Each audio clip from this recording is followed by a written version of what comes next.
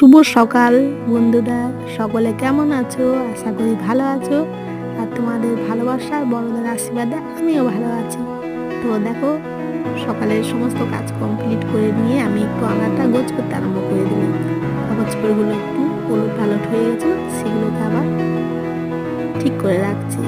তো তোমরা ভিডিওটা দেখতে থাকো।